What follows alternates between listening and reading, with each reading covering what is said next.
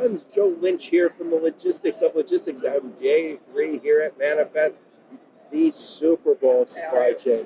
And I'm talking to my friend Brett Spector from Iron Mountain. Brett, please introduce yourself and your company.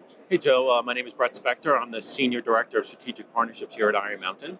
And what Iron Mountain does, mainly people know us, we're almost a 75-year-old physical record storage company where we're taking physical people's records, companies' records, where maybe you have a mortgage with a bank or a car loan with a bank, where we're actually storing those physical assets within the Iron Mountain buildings. And we do a variety of other services, like we're in the data center business, we're in the digital business.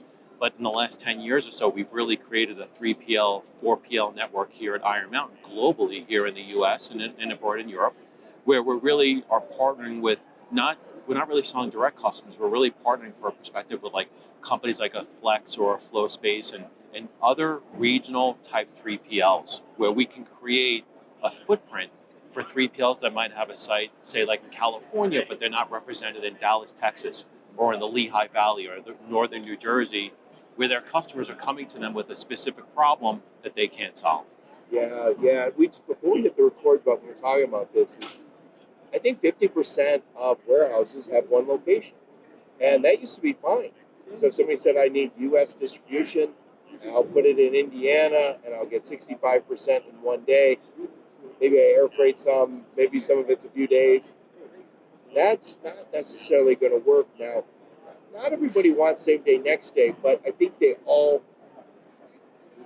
are looking to anticipate that possibility. Well, and then there's the cost factor too, right? It's not just about speed, right? Yes. People want speed. We've become very Amazon prone, right? Where, oh my God, I expected it like 2 hours ago. Where is it, right? But nowadays, you have your product sale that you really want to make profit on, but when you sink in your shipping costs, right?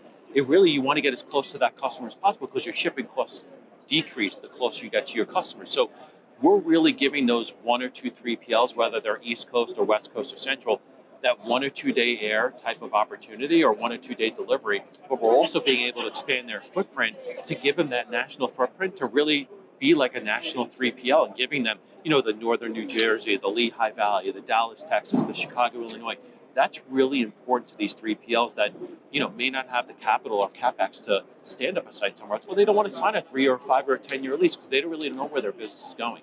So we really like to help these 3PLs, and it's reciprocal, right? Sometimes they've got space in Portland, like where we're not. I was talking to a 3PL today. They've got space there. If I find a client that needs a space there, I want to be able to return the favor. And I think that's really what makes partnerships extremely important. Shippers are using a lot more freight brokers, and they're finding great freight brokers, and they say, if I find a great freight broker, they'll get me lanes, they'll support any lane I want them to.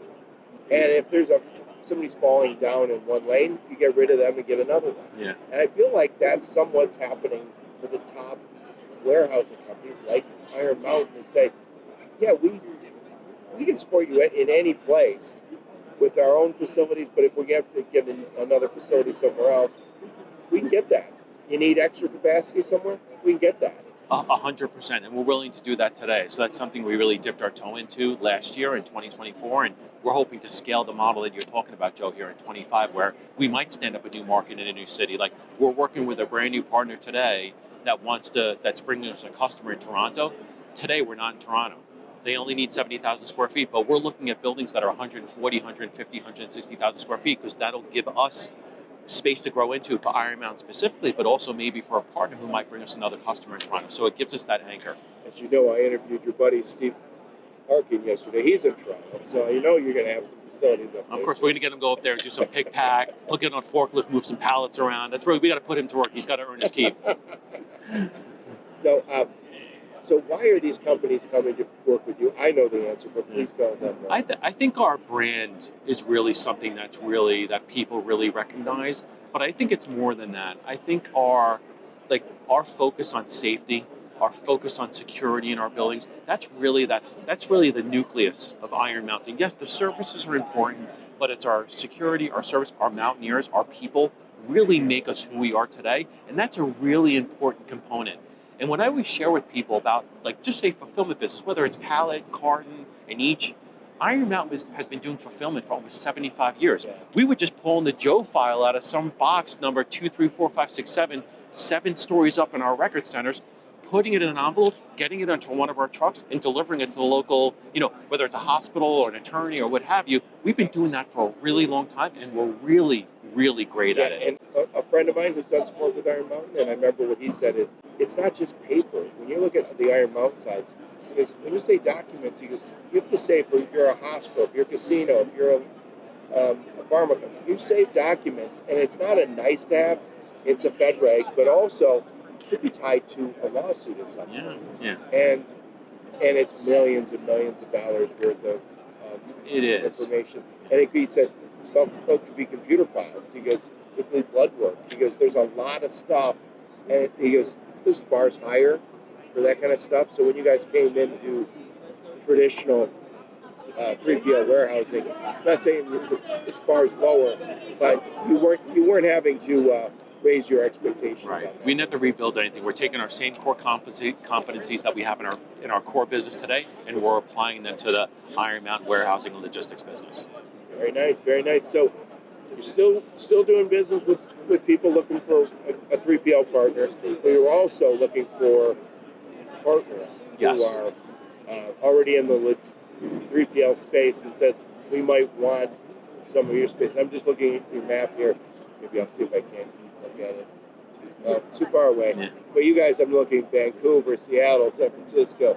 You guys are everywhere. And you mentioned you got places in Europe? We do. So in our warehousing and logistics space, we've got 8 buildings over in the UK, but we're represented in 63 countries across the world, right? For our core business, right? So we have global customers all over the place. You think about the top companies in the world. We service 95% of the Fortune 1000 companies today. Say that one more time. We service 95% of the Fortune 1000 companies today in our core business. And I know right behind you it says e-commerce fulfillment. One of the things that I've been thinking a lot about is when people go to a website, you and I are Americans, we look at a website and we go, that website will ship to me. But in lots of parts of the world, they go into your website and they can't necessarily buy. I work with people in Colombia who can't get stuff from Amazon. So. Right. And it's increasingly important because we want that business. We have customers who are not getting our products. Yeah. And the reason is because we don't have an easy e-commerce fulfillment. Right. No, I agree. It's interesting you said, like you mentioned Colombia specifically. So my son, who's a junior in college, studied abroad for the entire this year. He was in Sao Paulo this year for half the year, and he's in Bogota, Colombia right now. And that was the first thing I said to him when he got there. He was like, oh, I need this, I need that. I'm like, well, just hop on Amazon and get it. He goes, Dad, it's not the same here. No, so Natalie, who works with us, she edits this podcast. She's in Colombia, and I got her Christmas present. She's like, I can't access certain things. Yeah. And I know it's huge markets around the world that we're not taking advantage of. 100%. And it's not going to be the mom and pop 3PLs that are able to support that. It's going to be companies like Iron Mountain. 100% agree with you. And by the way, I had this conversation yesterday with Steve Harkins. We got all these tariff challenges right now. I think the ones with Canada and the one with Mexico probably go away. Those are not long-term. Stuff with China is going to be longer-term. And I think you need to work with a partner who says, don't worry, we're everywhere. You want to move next door to another country? Yeah. We're with you. Yeah, agreed. And I think with these tariffs coming on, I think these companies that are shipping from China and these different places, they're starting to look at other manufacturers now in different places to either cut some of those tariffs, even if they pay a little bit more for the product, but it'd still be a difference in paying the tariff. And I think you have to be in this market. You got to be a little nimble to be able to do that. Pivot. Exactly. So, Brett, what blew you away about Manifest this year? I think one of the things about Manifest that I really like is like you're with your people, right? These are your peeps, right? And it's really nice to when you go and talk to a client or a prospect, like they're so focused on their business, and as they should, right? They should focus on if they're selling pillows, if they're selling sheets or mattresses, whatever it is. But when you come to Manifest, we're all talking the same language. Yes. And I think one of the things here, when we think about partnerships, we all just want to help each other. And that's really nice. You don't have that a lot in a lot of industries, but everyone I've spoken to here, everybody wants to help one another. Times are a little tough and people want to pick each other up. And I think that's really nice when you have a business that you want to pick each other up and support each other. Yeah, somebody told me this last year. They said, it's like a supply chain reunion. Yeah, and it's fun. Like I'm seeing people that I met last year. People come over with, oh, you remember from last year? Oh, that's great. We haven't spoken to you, but it's really great to see you. You know, because you see these people on different types of social platforms. But yeah, it's been really nice to reconnect with people. It's a fantastic event. So, one more time, what does Iron Mountain do, and what problem are you solving for your customers? So Iron Mountain, again, most people know us as a physical records management company, but in the last 10 years, we've truly leaned into the 3PL, 4PL model. What we're trying to do here from a partnering perspective is we're trying to give regional 3PLs that national footprint. So they may have a site, say, in Atlanta, but that same customer that they have in Atlanta is saying, you know something, either my shipping costs are getting too high or I have the ability now to ship it to California through the Port of Long Beach. I'd like to stand up a node in LA. Well, they may not have the capital to go and do that. Iron Mountain has buildings in LA. We can give that 3PL a 2-node solution for their client and not have to spend any capital. They can just partner with Iron Mountain, and we stand them up in Riverside, California, or Paris, California, and that's a model for success, truly learning how to partner with one another. I love it. I love it.